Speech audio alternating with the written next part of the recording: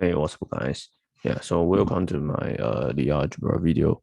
So today I want to talk about the algebra, but so I will talk this section as an abstract the algebra. So abstract means that I will not give the proof, but I want to introduce the terminology in the algebra. So this is fundamental. If you go to any the algebra textbook, then you always see somebody describe the definition and tell you some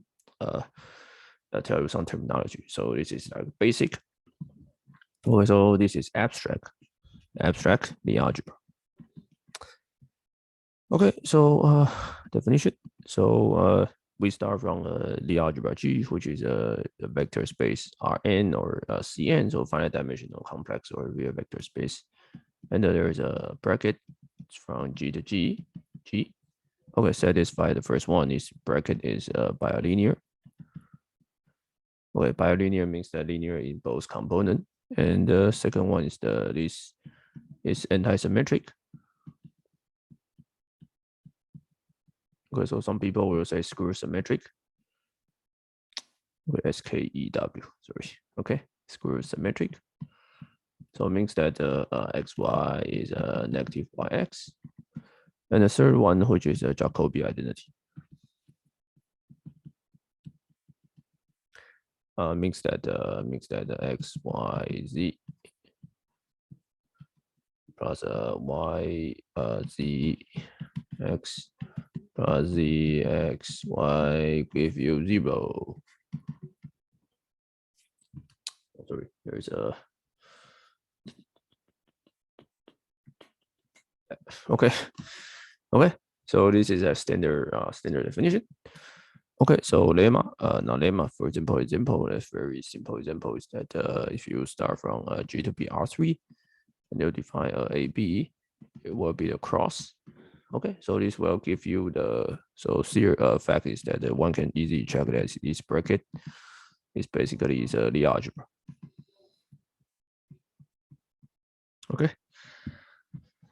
Okay, and by the way, when I say the algebra commutative, so if one says the algebra commutative, means that all the xy equals yx.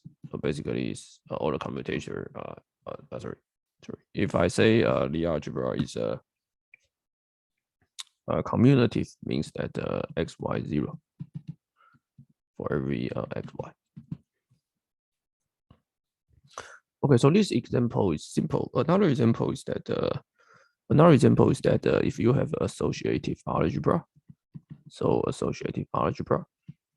Okay, let's say A. So it means that in your A, you have some associative operation.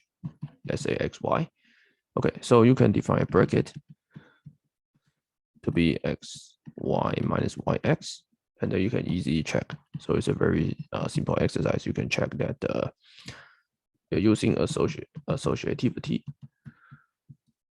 Then you can check that this bracket is a Lie algebra. Okay, so the standard, the usual Lie algebra construction is that somebody give you A, and you create a bracket. You create your bracket definition and forms a subspace. So let me just write down. So you can so the standard construction is that you take the subspace. So you take the subspace is or a subset, or maybe if you are not good. Okay, so A, let's say A is associative algebra, so A is also vector space, and you take the subspace, let's say A in A. Okay, such that and you define your bracket. You define your bracket to be xy minus yx, and you can such that this is also m bracket m is still in M. So it means that every two element in M operation will give you still in M. So this will make M is a Lie algebra. So this is like the usual construction. A simple example will be if you take the SL and C, right? So SL and C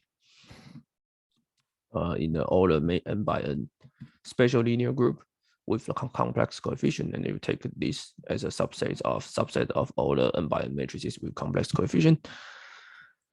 And remember, this means that trace x is 0. Okay, so you can check that this SLNC is a Lie algebra. You this already check, so you only need to check this.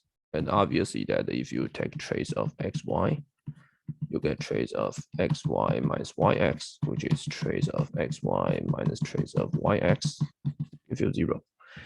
Okay, so this is like a standard construction of the algebra. Okay. Now let's go in on another definition called subalgebra.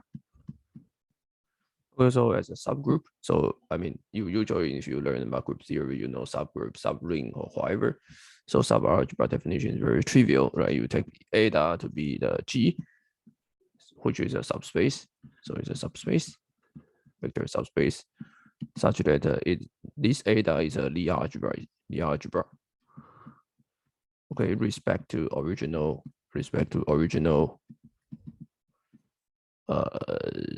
bracket. Okay, respect to original bracket, eta is a Lie algebra. Okay, so it's very simple, right? You just take some subspace, and this subspace, you forget about G, this subspace is the algebra. This is called the Lie subalgebra. Okay, so the next is ideal. So remember, let me just remind you, right? If you learn about the commutative ring, so when I say I is a ideal of commutative ring, means that Ri is in I, right? So basically for every R in the ring, I multiply by I will still give me some element in I. Okay, so ideal is the same, right? So if I say eta is ideal,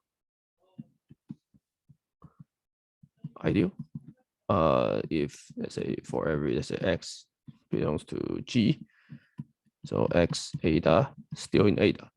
So basically every element in eta and every element in G account will still be eta. Okay, so compared to this is called ideal. Okay, and you can also define the center as the same as the group. Okay, so center means that the center of the algebra G means that the sets of x in G such that xy is 0 for every y belongs to G. Okay, so that's one can define the same thing called homomorphism. Okay, so so comparing the standard group, if you have a homomorphism in group G from H, means that the group operation is phi will respect the group operation. So in a Lie algebra 1 that you can easily define, right? Simple enough. If you have a Lie algebra from G to H, then obviously that a good definition will be this.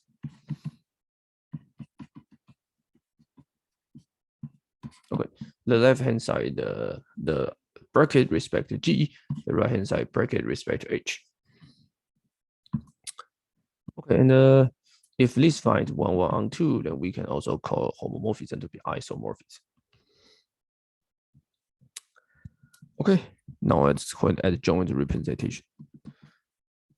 Okay, so this video is basically all about the terminology. So I want to make a video so that one can like understand the rest.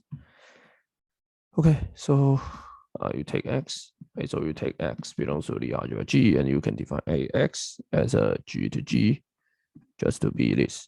If somebody gives you y, just define to xy. This is almost stupid, right? Just view left hand the bracket one component of the bracket as your argument. Okay, so this is at the joint, and one can check that if you write it, then the Jacobi identity becomes this.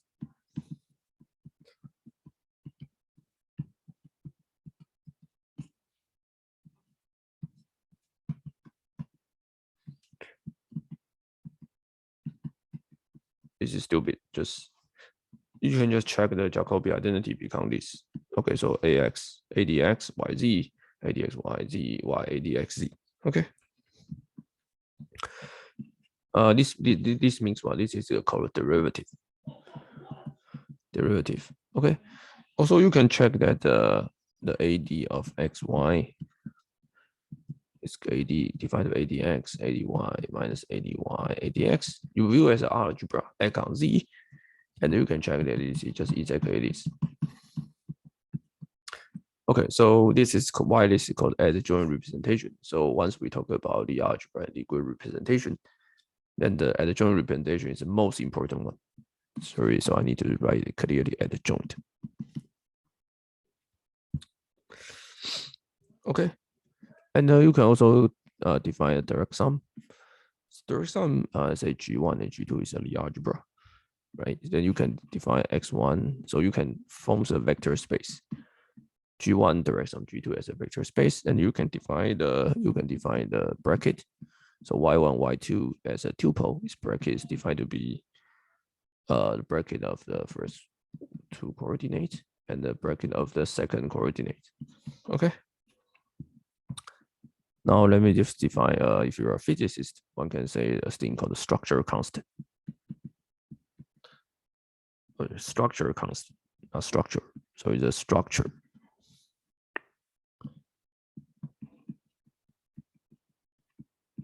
Okay. So simply speaking is that for every G, right, you can take a basis. Let's say I take Xi to be the basis, maybe I from 1 to n. And I can compute Xi, Xj, right, will be the linear combination of the remaining X. So I can define a Ck, Ij, Xk, K. So this Cij, is called structure constant.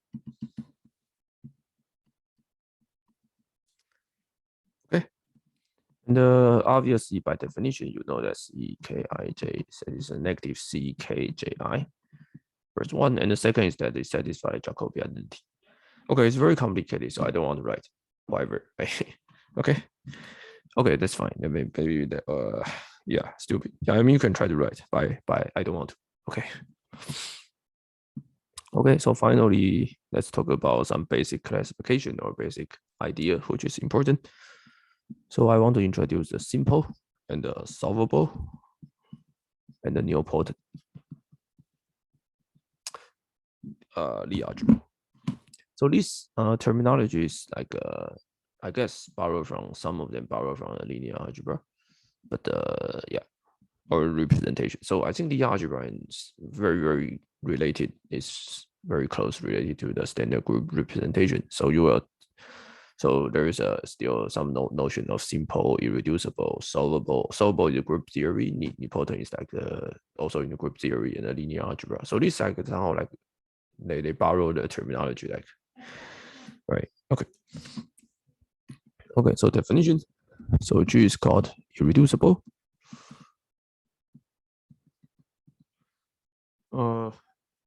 If only if the ideal of G is either 0 or G. This is somehow like the same as when someone says in a group, right? Well, you will say group is simple if it has all the non-trivials, the normal subgroup is either trivial or the group itself. Okay, but okay, so we say that it's the same. So G is called simple as in the same C group theory if G is irreducible and dimension G is greater or equal to 2. So this is a convention, right? Otherwise, that if, for example, if dimension G is identity is 1, then obviously that every element xy will be 0, right? Because y will be multiple of x. Okay. Okay. So yeah. So this is borrowed from the group theory. So you can see that this is the same as group theory if you change ideal to be a normal subgroup. Okay. Okay. So theorem, which is not important, but SL2C is simple. Okay, so prove. Let's skip. Okay, I don't want to prove, so I will prove in a later video. But yeah, that's it. Okay, because I just want to go through the terminology. Okay, now one can define called a commutative ideal. Okay, so commutative ideal is defined to be GG. Okay, so this is compared to a group theory. A group theory like to call it normalizer, right? So you can define in a group theory, somebody give you a G, then you can define GG, called a normalizer of G, which is I think it's a minimum. It's a minimum, the minimum abelian group or something. Sorry, then I mean I forget the standard. Yeah, so GG I remember is defined to be the group generating by A, B, A inverse, B inverse for A, B, and G. Okay, it's a generated. It's not the same as this set, but generated by. Okay, this is important in the Galois theory, right? Because so if G is a solvable, means that you can keep going this, right, until it goes 0. Okay, so GG is called a commutative ideal. Okay, so simply speaking, is that if Z belongs to GG, means that Z can be written as a C1, X1, Y1, okay, plus C2, X2, Y2, keep going up to CM, XM, Y. Okay, for CI belongs to RC, and then where XI, YI all belongs to G. Okay, so this is called commutator ideal. So start from G, then one can define G. Let's call this is G0, and the G1 to be GG. Okay, and then also define G2 to be G1, G1, and G3 to be G2, G2. Okay, and G4 to be G3, G3, and then keep going. Okay. This in a group theory also has the same thing, right? This is called derived series. Derived series. Okay, and yes, okay. Okay, so let me just write down the important definition. In a group theory, if this commutator, so compared to group theory, if you start from G and then you calculate GG, and then we just call it maybe G1, and you calculate G2 to be G1, G1. You keep going, right? Until maybe if there is it is n such that G of n is 0, this is called solvable groups. When the standard fact in the group theory is that S5 is not solvable, so this is just a fact in the related in the Galois theory. Okay, so in this case that if there is n such that G of n is 0, then we call this the algebra is called solvable the algebra. Okay, so solvable the algebra is a very wide class of the algebra. If you're a physicist or other kind of people which you use the algebra, you will never encounter solvable the algebra in your life. I think so. Okay, and then you can define another which is a nilpotent. So in the group theory, you also have the nilpotent group. In the algebra, you also have the nilpotent group. Exactly, I define G0 to be G, and the G1 defined to be G1 defined to be what? To be G1 to defined to be the following. Let's see.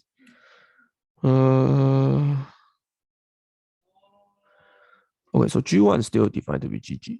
Okay, and the G2 still defined to be GG1, and the G3 still defined to be GG2. Okay, so it's like a X1, X2, X3, Xj plus 1. Okay, this is like the Gj. Okay, so if there is a J such that Gj is 0, it's called a nilpotent group. It's called nilpotent algebra. In the group theory, it's called nilpotent group, but it's called nilpotent algebra. Nilpotent algebra. Okay, and a very simple example, which is also textbook example. If you start define, let's say M3Rn to be the upper triangle, for example, is 1, 1, 1, and A, B, C, 0, 0, 0. And sorry, it's a 0 in diagonal. And the ABC is both real number. This is a Heisenberg algebra. And you can check that if you take any element, right, you commutator, then it become these two words will disappear, and it keep going, it becomes 0. Okay, so this M3R is nilpotent.